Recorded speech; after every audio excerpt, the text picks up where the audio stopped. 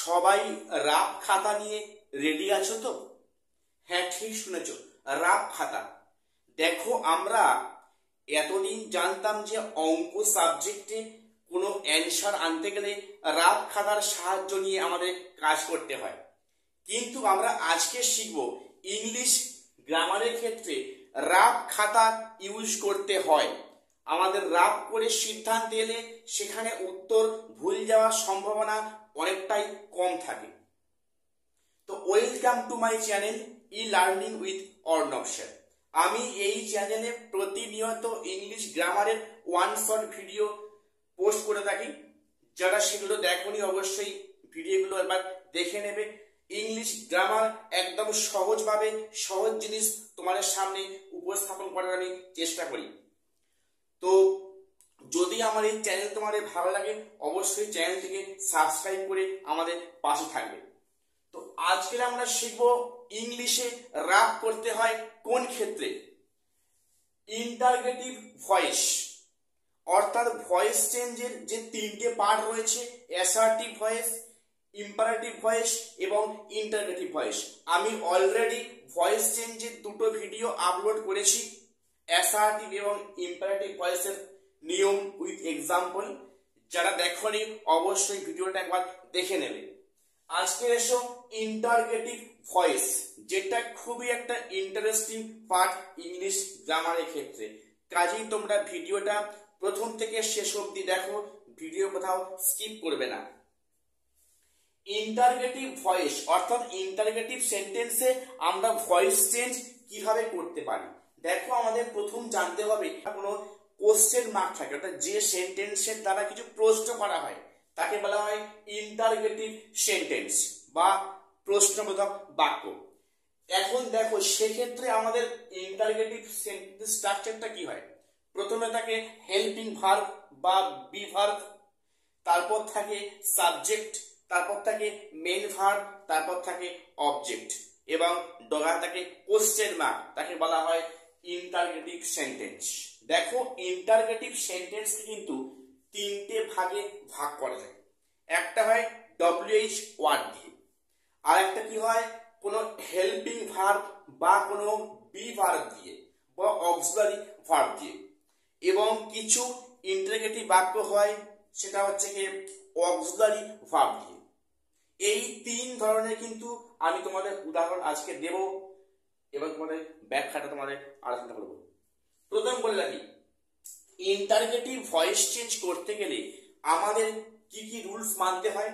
দেখো, assertive voice চেঞ্জের যে রুলস বা নিয়মগুলো আছে, সেই অ্যাসার্টিভ ভয়েস চেঞ্জের যে 5টা নিয়ম আমি এ বিষয়ে অলরেডি ভিডিও দিয়েছি, প্রত্যেকে দেখে নিও।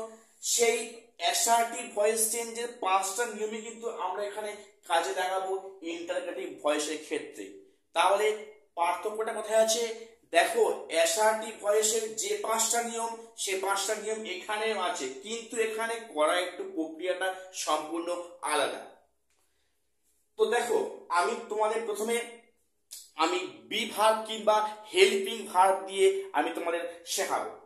দেখো, আমি একটা বাক্য লিখছি, have you seen the tiger? Question mark. Have you seen the tiger? তুমি কি বাঘ দেখিয়াছো? তুমি কি বাঘ দেখেছো? দেখো, এই বাক্যটা কিন্তু কোশ্চেন মার্ক দেওয়া আছে এবং দেখো প্রথমে be verb, subject, main verb এবং অবজেক্ট, লাস্টে জিজ্ঞাসা চিহ্ন, অর্থাৎ বাক্যটা কিন্তু অবশ্যই ইন্টারগেটিভ সেন্টেন্স। তো এক্ষেত্রে যদি আমরা ভয়েস চেঞ্জ করতে যাই, আমাদের সেক্ষেত্রে কিন্তু আমাদের রাফের সাহায্যে করলে আমাদের উত্তর ভুল যাওয়ার সম্ভাবনা খুবই কম থাকে। দেখো, এই বাক্যটা আমার কোশ্চেনে দেওয়া আছে, আমি যদি একে ফার্স্ট আমার কাজ এই বাক্যটাকে অ্যাসার্টিভে আনতে হবে। বলো, আনলে কি হবে? অ্যাসার্টিভে কি নিয়ম? আগে সাবজেক্ট, তারপরে বি ভার্ব, তারপরে হচ্ছে কি আমাদের প্রথমে হচ্ছে কি সাবজেক্ট, উত্তর নয়। এটা আমি বাক্যটাকে জাস্ট অ্যাসার্টিভ বাক্যে আনলাম। এবারে আমাকে অ্যাসার্টিভ ভয়েস চেঞ্জের যে 5টা নিয়ম আছে আমাকে সেই নিয়ম মেনে একে ভয়েস চেঞ্জ করতে হবে। আশা করি নিয়ম প্রত্যেকে জানো বা সবাই জানা আছে। বল এখন উত্তর কি হবে? একে অ্যাসার্টিভ ভয়েস আনলে কি হবে, মানে একে ভয়েস করলে কি হবে? The tiger has been seen by you. আমি এটাকে ভয়েস চেঞ্জ করলাম, এই অ্যাসার্টিভ বাক্যের ভয়েস চেঞ্জ করলাম। এটা কিন্তু এখানে অ্যানসার হবে না। এখানে অ্যানসার কি হবে? আমাকে কিসে চেয়েছিল কোশ্চেনে? ইন্টারগেটিভে। আমার এটা কিসে এলো? অ্যাসার্টিভ ভয়েসে। আমি একে এবারে ইন্টারগেটিভে উত্তর ফিরিয়ে দেব। কেমন দেখো তাহলে বলো, আগে ইন্টারগেটিভে কি নিয়ম? আগে হয় বি ভার্ব, এখানে দুটো আছে, হ্যাজ একটা, বিন একটা। আমি একটা হ্যাজ কি আগে নেব, হ্যাজ, তারপরে সাবজেক্ট দেবো হ্যাজ দ্য টাইগার, পরে বি ভার্ব দেব বিন সিন বাই ইউ, শেষে কোশ্চেন মার্ক। অর্থাৎ এটা হলো আমার অরিজিনাল উত্তর, has the tiger been seen by you. তাহলে আমি এইটা আমার কোশ্চেনে দেওয়া ছিল, আমি বাক্যটাকে প্রথম স্টেপে কি করলাম? বাক্যটা অ্যাসার্টিভে আনলাম, সেখানে অ্যাসার্টিভে হলো। আমি সেই বাক্যটাকে অ্যাসার্টিভ ভয়েসে উত্তর করলাম এবং আমি তাকে ইন্টারগেটিভ বাক্যে উত্তর ফিরিয়ে দিলাম। অর্থাৎ এই হলো প্রশ্ন, এই হলো আমার অ্যানসার। আমি একেবারে রাগ শেখালাম। দেখো, রাগ করে কিন্তু করতে পারলে আমাদের এই গ্রামারের পার্টগুলো ভুল যাওয়ার সম্ভাবনা খুবই কম থাকবে। তো এসব পরের উদাহরণ এসো। দেখো, আমি আজকে আর একটা তোমাদের উদাহরণ দেব। দেখো, অনেক ক্ষেত্রে হয় কি, অক্সিলারি ভার্ব অর্থাৎ ইন্টারগেটিভ বাক্য থাকে যেখানে অক্সিলারি ভার্ব ডু, ডাজ কিংবা ডিড দিয়ে শুরু হয়। দেখো, সেকেন্ড আমি এক্সাম্পল দিচ্ছি। Did he receive the money? Did he receive the money? সে কি অর্থটা গ্রহণ করেছিল? Question mark. দেখো, এখানে অক্সিলারি ভার্ব, এখানে সাবজেক্ট, মেইন ভার্ব এবং অবজেক্ট, এখানে জিজ্ঞাসা চিহ্ন। অর্থাৎ বাক্যটা কিন্তু পিওরলি ইন্টারগেটিভ বাক্যে দেওয়া আছে। যদি বাক্যটাকে বলে চেঞ্জ দ্য ভয়েস, আমার প্রথম কাজ কি? আমি যদি একেবারে করতে না পারি আমি রাগ করে দেখে নেব। বলো, এই বাক্যটাকে অ্যাসার্টিভে আনলে কি হবে? বাক্যটার সাবজেক্ট কি ছিল? হি। দেখো, ডিড ছিল মানে এখানে ভার্বের ফার্স্ট ফর্ম বলেছে। দেখেন, ডিড না বললে কি হবে? Second form, received.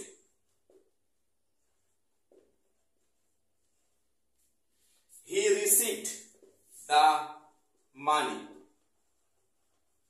He received the money. আমি বাক্যটাকে অ্যাসার্টিভ বাক্যে আনলাম।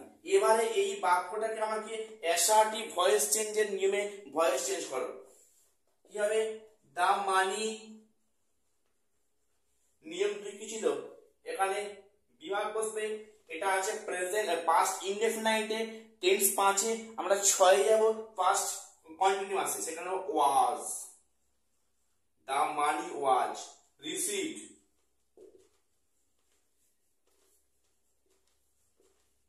By him. আমি এটাকে অ্যাসার্টিভ ভয়েস চেঞ্জ নিয়ে ভয়েস চেঞ্জ করলাম। এবারে এই বাক্যটাকে আমাকে ইন্টারগেটিভে উত্তর ফিরিয়ে দাও। বলো কোনটা হবে?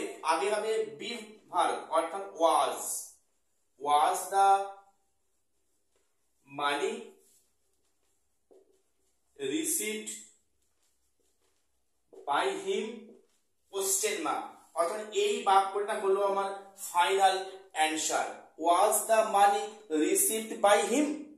আশা করি প্রত্যেকে বুঝতে পারলে। আমরা যদি এভাবে রাগ করে করতে পারি তাহলে কিন্তু আমাদের ভুল যাওয়ার সম্ভাবনা অনেকটাই কম থাকবে। তো এবারে এসো থার্ড এক্সাম্পল।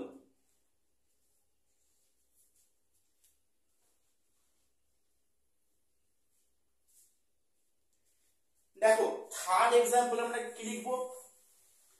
আমরা এখানে WH ওয়ার্ড দিয়ে আমরা কোশ্চেন মার্ক কে খবরটা দিয়েছিল, হু গেভ দ্য নিউজ, হুটা হলো WH ওয়ার্ড। তো দেখো WH ওয়ার্ড, তারপরে ভার্ব, তারপরে অবজেক্ট। এই বাক্যটাকে আমরা যদি ভয়েস চেঞ্জ করতে যাই তাহলে আমরা রাফ করে করতে পারি।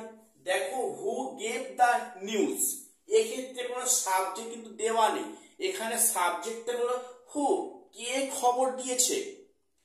তাহলে যদি আমরা বাক্যটাকে অ্যাসার্টিভে আনি সেক্ষেত্রে কি হবে বলতো, এখানে যা আছে বসে যাবে। মনে করো হুটা হচ্ছে সাবজেক্ট, যেহেতু এখানে হু এর কোনো এখানে অ্যাড্রেস দেওয়া নেই, হুটা subject, who gave the news, বাক্যটা আমি অ্যাসার্টিভে আনলাম, হু গেভ দ্য নিউজ।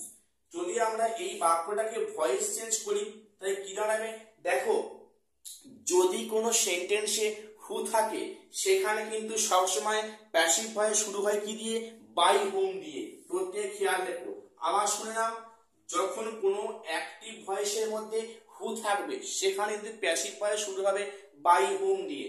তাহলে বাই হুম, এবারে অবজেক্টটা কি আছে, বাই হুম